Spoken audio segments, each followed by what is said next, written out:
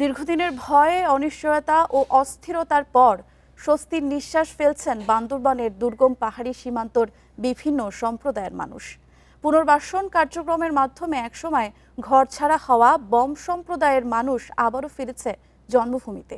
নতুন করে ঘর বাঁধার পাশাপাশি শান্তি, নিরাপত্তা ও উন্নয়নের স্বপ্নে ফিরেছেন তাদেরও জীবনে।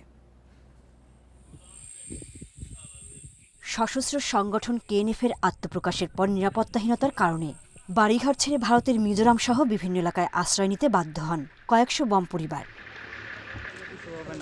তবে সেনাবাহিনীর অভিযান, বিপদগামী বম তরুণদের আত্মসমর্পণ এবং পুনর্বাসনের মাধ্যমে নিজ গ্রামে ফিরছেন কয়েকশো বম।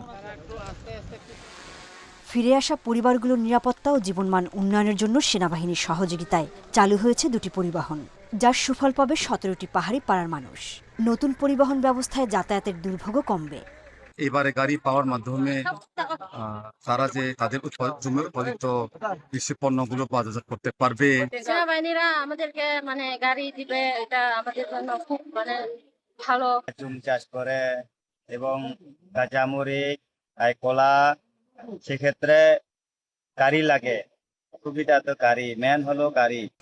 সেনা কর্মকর্তারা জানান, দুর্গম এলাকার মানুষের নিরাপত্তা নিশ্চিতে কাজ করছে সেনাবাহিনী। সাধারণ মানুষকে নির্ভয়ে নিজ এলাকায় বসবাস এবং অন্য জায়গায় চলে না যাওয়ার জন্য আহ্বান জানানো হয়।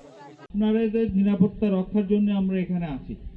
কাজে আপনারা ভয় পাবেন, চলে যাবেন, এটা আমরা চাই না। আমরা আপনাদেরকে নির্ভয় দিতে চাই, আপনারা নির্ভয়ে আপনাদের এলাকায় থাকবেন। স্থানীয়দের বিশ্বাস, নিরাপত্তা ও উন্নয়নের ধারা অব্যাহত থাকলে সীমান্তের পাহাড়ি জনপদে শান্তি, সমৃদ্ধ ও সম্ভাবনা ফিরে আসবে। Independent news.